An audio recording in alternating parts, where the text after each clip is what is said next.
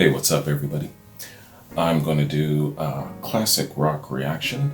I'm just continuing with my Led Zeppelin 3 reactions, and I've passed Tangerine. Now I'm on to That's the Way. Thanks very much to a number of you who gave me a heads up about this particular song and how to kind of prepare myself to listen, that sort of thing. I appreciate that. And also with the warning that yes, it's going to be a lot more different than what you're used to, even with Led Zeppelin. And it's really, really going to stretch you. So have a great, great open mind and be ready to embrace something different. So hey, I'm all about embracing different things. That's why I'm doing this. So let's do it, man. That's the Way, Led Zeppelin.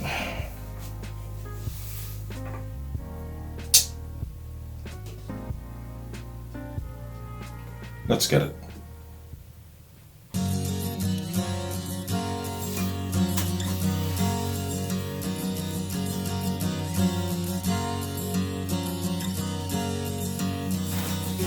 I don't know how I'm gonna tell you I can't play with you no more.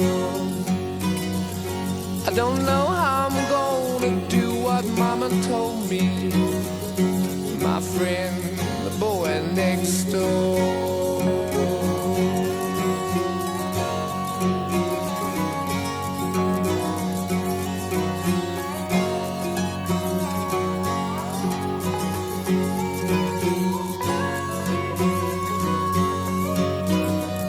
I can't believe what people saying. You gonna let your hair hang down. I'm satisfied to sit here working all day long. You're in the darker side of town.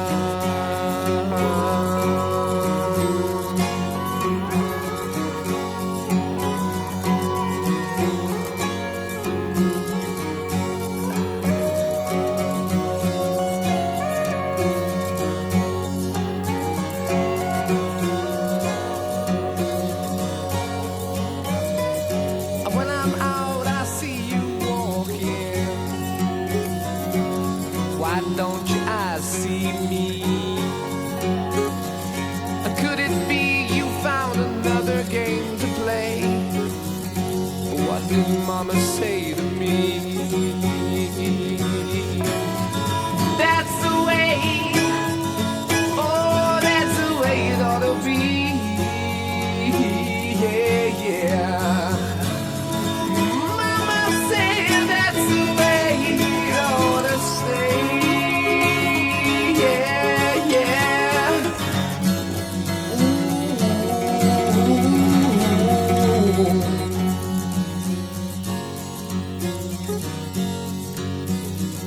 And yesterday I saw you standing by the river, and weren't those tears that filled your eyes? And all the fish that lay in dirty water dying, had they got you hypnotized?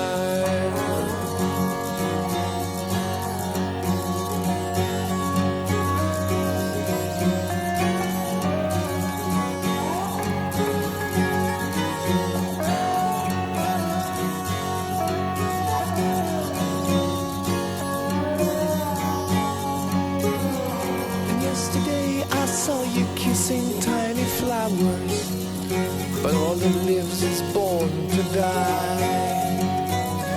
And so I say to you that nothing really matters, and all you do is stand and cry.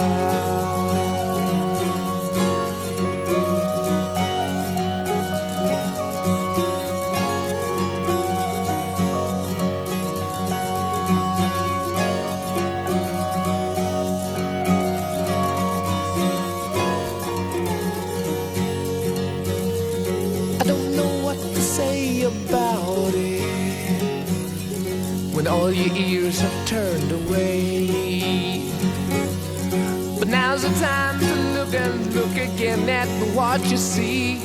Is that the way it ought to stay? That's the way.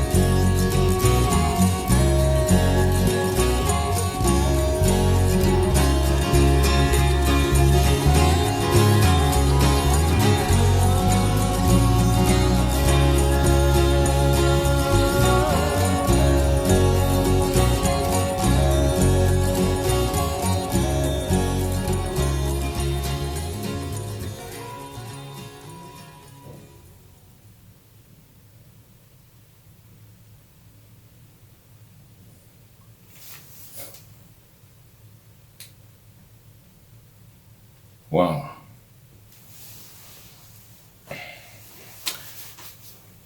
Damn, man. Yeah. You warned me. That was going to be different. That is something. That's the way. Led Zeppelin. Wow.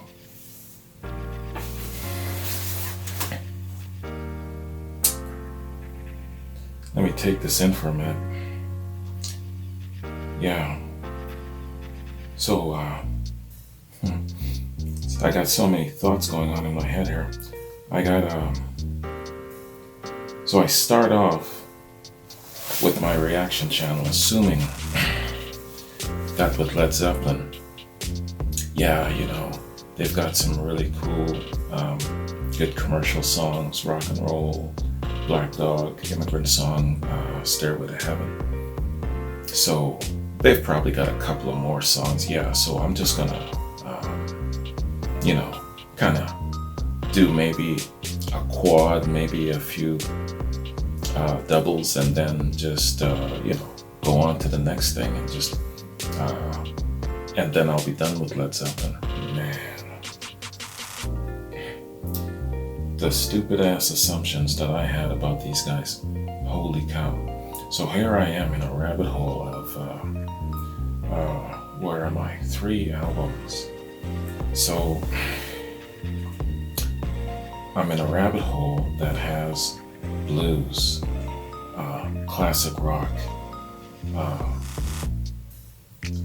country I'm being told, bluegrass I'm being told about, folk, folk rock fusion, all of these different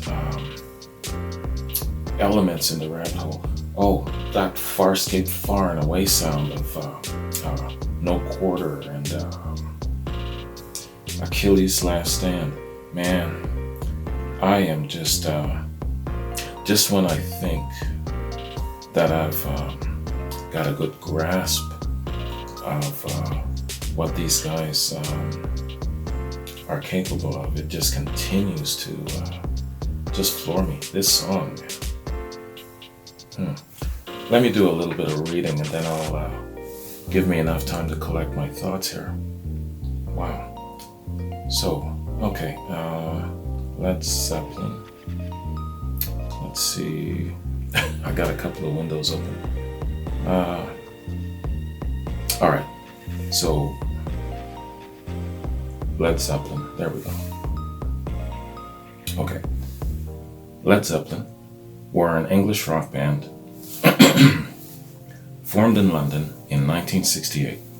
The group consisted of guitarist Jimmy Page, singer Robert Plant, bassist and keyboardist John Paul Jones, and drummer John Bonham.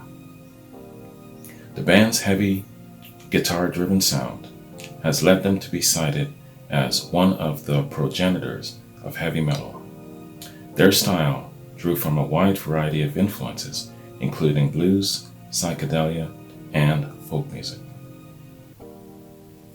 After changing their name from the New Yardbirds, Led Zeppelin signed a deal with Atlantic Records that afforded them considerable artistic freedom.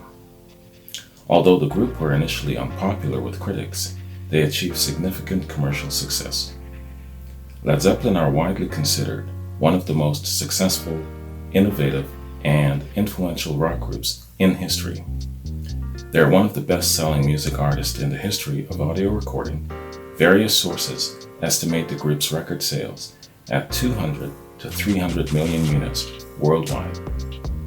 With RIAA certified sales of 111.5 million units, they are the third best-selling band in the US. They were inducted into the Rock and Roll Hall of Fame in 1995. The museum's biography of the band states that they were as influential during the 1970s as the Beatles were during the 1960s. I so love that last part. Okay, so That's the Way. That's the Way is a ballad by English rock band Led Zeppelin from their third album, Led Zeppelin 3, released in 1970. As with several of the tracks on the album, It is an acoustic song. Composition. As pointed out in Stephen Davis's Hammer of the Gods, this song's lyrics reflected Robert Plant's views on ecology and environment. Yeah, I thought about that. He was looking at the fish dying and he was crying. Yeah, I thought about the environment. Jimmy Page and Robert Plant wrote this in Wales on a retreat to the Breuer Cottage, where they wrote many of the songs on the album. They took a long walk with a guitar and tape recorder. They walked with their guitar and their tape recorder, sat down in a ravine, and wrote this, one of the most mellow Zeppelin songs. It reflects the quiet countryside in Wales where it was written. It's not typical of the Led Zeppelin sound, but the band was always evolving. It was not all blood and thunder, Plant told Dan Rather in 2018. There was a delicacy about it too, and a lot of great craft. This was the first song Led Zeppelin authorized for use on a film soundtrack, after seeing a rough cut of Cameron Crowe's Almost Famous in 2000. Page and Plant agreed to let him use some Led Zeppelin songs on it, but this is the only one that is on the soundtrack. Other Zeppelin songs in the movie are Tangerine, The Rain Song, Brun Ure, and Misty Mountain Hop. The lyrics, I can't believe what people saying, you're gonna let your hair hang down. I'm satisfied to sit here working all day long. You're in the darker side of town, reflects the way Zeppelin was treated in their earlier days in America. In the South, it was common for Led Zeppelin to receive death threats before concerts. When they walked into restaurants, they were usually asked to leave, but not before being spat on or having a gun pointed at them for their long hair. Damn, man. I didn't know that. The original title was The Boy Next Door. Yo, talk about some prejudice and discrimination there, damn. Reception. In a contemporary review of Led Zeppelin 3, Lester Bangs of Rolling Stone describes That's the Way as the first Led Zeppelin song that has ever truly moved him. Bangs praises the understated but effective acoustic guitar and vocal approach. In a later review for AllMusic, Denise Sullivan calls it one of Led Zeppelin's most beautiful ballads in the true tradition of the folk ballad. Let's go back to Rolling Stone here. Lester Bangs. What did he say? The first song. That's the Way. It's the first Led Zeppelin song that has ever truly moved him. Okay. You know, man, on the surface, that sounds like a great compliment, but yo, Led Zeppelin 3, so there are 3 albums in. Now let's go back here. So we got Babe, I'm Gonna Leave You. We got Your Time Is Gonna Come. We got Thank You. We got Thank You, that love ballad. We got these great tunes, and this is the only one that ever truly moved him. Hey, yo, this is a great song, but the only one? Yeah, I don't know about you, man. Rolling Stone. I'm trying to find something to redeem me to you guys. You're just failing, man. Okay, anyway, let's keep going. That's the Way was played live at Led Zeppelin concerts from 1970 through 1972 and was recalled for their series of concerts at Earl's Court in 1975. Live versions of the song can also be found on How the West Was Won, the BBC Sessions, and the Led Zeppelin DVD. The song was also performed half a step higher than the studio version, and the bass part at the end was always played by John Paul Jones on bass pedals. In '94, Page and Plant also released a version on the No Quarter Jimmy Page and Robert Plant unleaded CD and DVD. Okay, that is song fact info of this excellent song, man. Holy wow! I didn't know about the discrimination and prejudice that these guys suffered, man. You know, I mean, I there's a saying I can't remember. You guys will remember. It's about success brings an equal measure of enemies or ridicule or something like that. So the more successful you are, as good as you are, there is an equal measure of challenges and things like that. I don't know what the phrase is or whatever, but you get my drift, man. But damn, man, this is extreme. Being asked to leave at restaurants, being spat on, gun pointed at them. And this isn't the first time I've heard of this. I remember their manager, Peter Grant, when he went to collect their money, people would be threatening him at gunpoint. Damn, man. Yo, these guys are trailblazers and shakers in so many ways. And not only did it take an independent spirit, but a lot of courage to step out and to not be a part of. I'm not saying that they were complete rebels without a cause, but they were blazing their own trail. And I know that that's one of the reasons why a lot of critics, or probably Rolling Stone, didn't like them. They weren't available for interviews and that sort of thing because they didn't want to conform to that, I guess, that same path that a lot of different bands go. They didn't want to be puppets on a string to the industry. So, but damn, being threatened at gunpoint, being asked to leave an establishment because of your long hair or your rock persona, that sort of thing, you know. I wonder what Black Sabbath suffered, you know, because they, even image-wise, they had a little bit of a darker appeal. So Deep Purple, so hence this unholy trinity thing. Maybe that's where this is all coming from. It's starting to come together for me now. As I keep going deeper, I'm getting this bigger, broader picture of just how important their motivations, their vision, and their drive was to push through all of this sort of thing. Damn, man. Props to you guys for sticking to your guns, let me say it. Great song, man. This tune,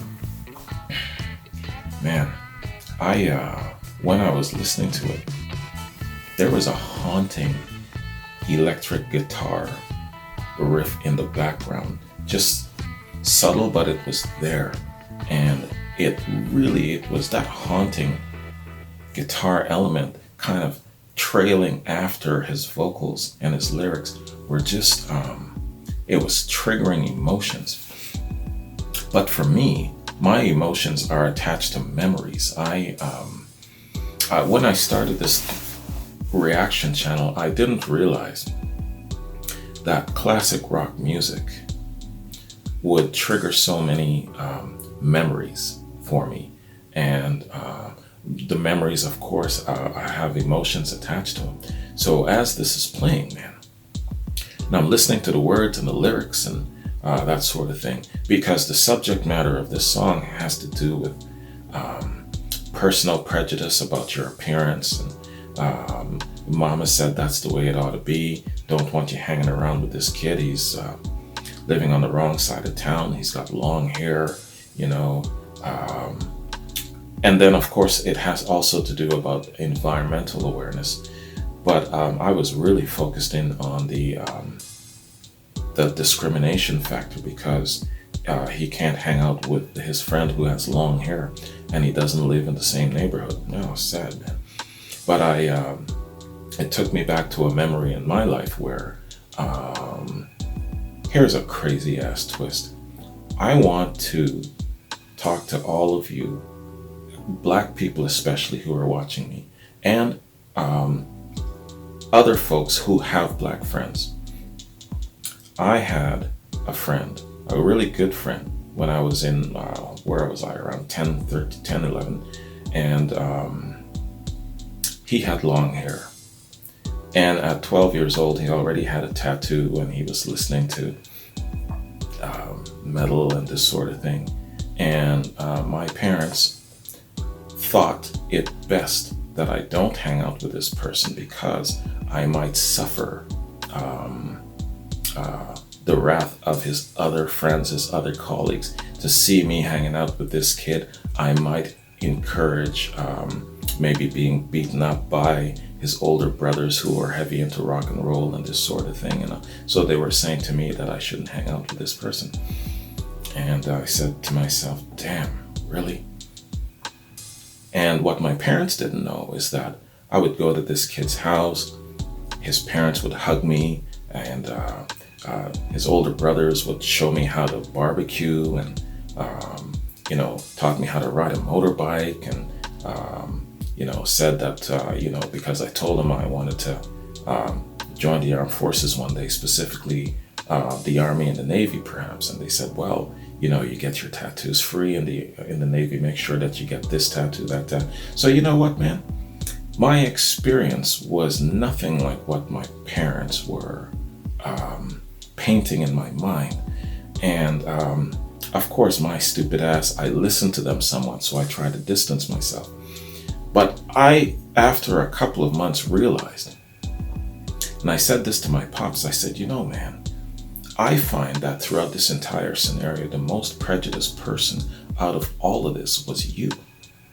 You were prejudiced towards this kid for being white and having long hair. And out of all of my friends, when I fell off my bike and busted myself up, he was the only one that visited me in the hospital. So, man, that memory came back after hearing this song. So, to the black folks out there, I find that sometimes the most prejudiced people, when you're talking about racism, color, are our own kind. I find that some black people are very, very prejudiced. And good intentions be damned. Prejudice is prejudice. And this song is powerful to me. I couldn't even gather my words after it was done. And as well, if you're a white person and you've had black friends, did you ever get that feeling that you were discriminated against because you were white? Let me know about that. Tell me your personal experience. I want to know, because it's one of those things that's bugged me when I was younger, in my teenage years. And I think to this day, it's why I always determined in my mind to have just as many white, non-black friends as I do black friends. I always determined to keep that balance, because I never bought fully what my parents and my family were trying to shovel at me. I know they had good intentions, but all the same, it's just one of those things that just always rubbed me wrong about the ignorance of my folks, right? So let me know your experience. I want to know about it. Anyway, let me keep moving on here, man. I could talk about this all day. I'm not gonna. So this song definitely had the deepest spiritual roots of the Led Zeppelin songs so far. And unlike what this idiot from Rolling Stone said, there are other songs from the first and the second album that have a very strong moving element about them. Maybe not as strong as this. Maybe he should have said that, it is the one that moved him the very, very most. But, don't be saying that it's the only song that is a moving one. You know what I mean? Anyway, enough about Rolling Stone. I've beaten them up enough. But, man, this was definitely a great tune. And, I know that you guys warned me that this is going to hit you hard. It's going to be this, it's going to be this. And it's going to get better as you go. And I said to myself, okay, this is Led Zeppelin fanship and fanaticism getting a little bit irrational. Yes, they're great, but I don't see it getting better. But okay. All right. I'll shut my mouth. I was wrong. It is getting better. And, Yeah, you were right. Okay, I was wrong. You were right. Yo, man. Yeah, this is excellent. This third album is quite an experience. And yo, it's the third album. So yeah, man. So damn, I got 5 more to go. 5 more to go, including the song Remains the Same, which is a double album. And Physical Graffiti is a double album. Yeah, man. I got such a long way to go here, man. But my question before I forget is, outside of Led Zeppelin 3, am I going to encounter more tunes with this kind of folksy acoustic signature, and definitely this very, very strong emotional, spiritual element in it? That is something that's at the, like I said, another dimension completely. So let me know about that. Let me know what I've got coming up, what I've got to look forward to, because it's really cool. And you know what? I actually came in here, sat down with this reaction before being, I guess, a little bit, just a little bit agitated. I was I was at a gathering party kind of function with a couple of friends, and I said, "Hey man, this was great. I'm gonna bounce." And they're like, "What? So soon? So early? You got a date?" I said, "No date tonight. I'm just gonna go and do a couple of things." "Oh, you're gonna go hang out with your white friends." Man. So I get that from some of my black R&B friends. You know, there are little jabs, little pokes. Sometimes it bugs me more than other times. And then I sit down and I listen to this and the subject matter, and you know, so it's got me a little bit stirred. I gotta tell you something else.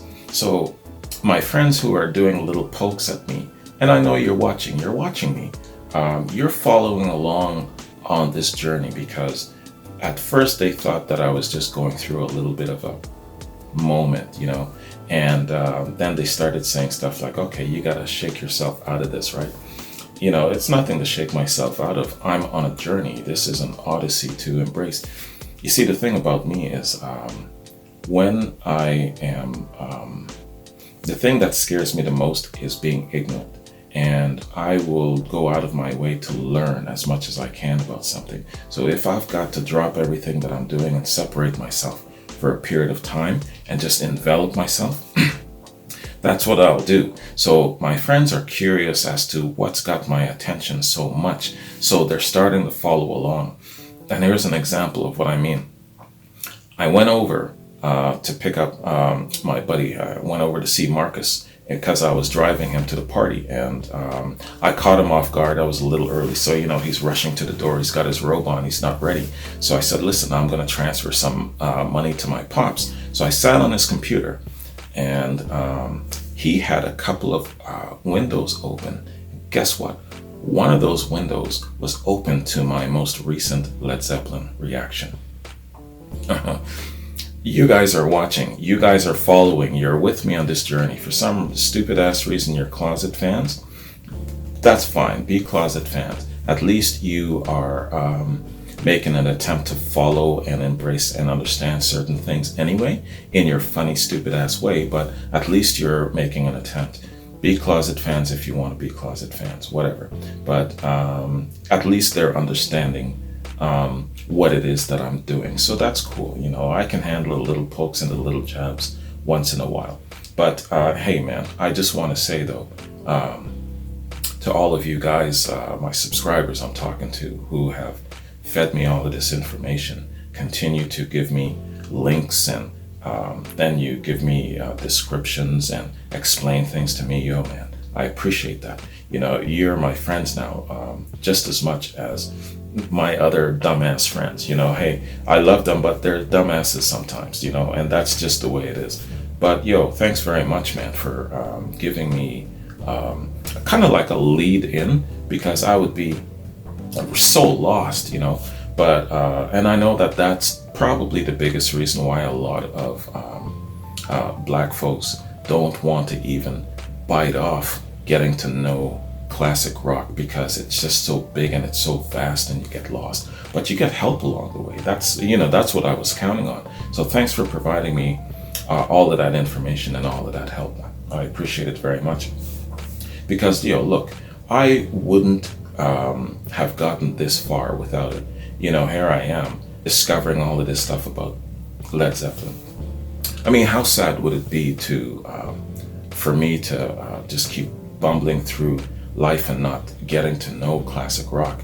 Look at my pops, he's 80, and he still doesn't know a lot of what Led Zeppelin is about. As I'm introducing some of these songs to him now, it's like, whoa, man, his head is blown. I don't know how he's going to take the acoustic side of Led Zeppelin. We'll see. But the blues remix, he's just, his mind is blown and he's almost rendered speechless like me, But anyway, man, I'm gonna jet. This was an excellent song. And thanks very much for a lot of you who gave me all of the great instructions and kind of prepped me on how to listen. That was excellent. What to listen for and that sort of thing. Everything was great about this song, man. And it's definitely going on my playlist. Anyways, man, I'm out of here. Look for my next installment in a couple of days. My goal is to bang these out by around the middle of the month.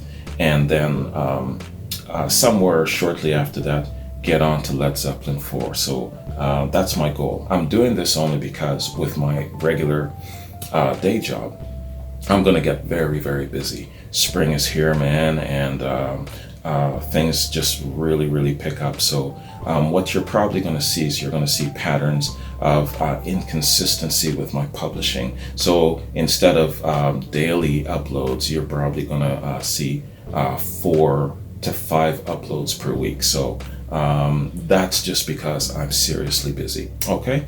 All right, man. So have yourselves a good day and look for my next Led Zeppelin reaction in a few days. Peace.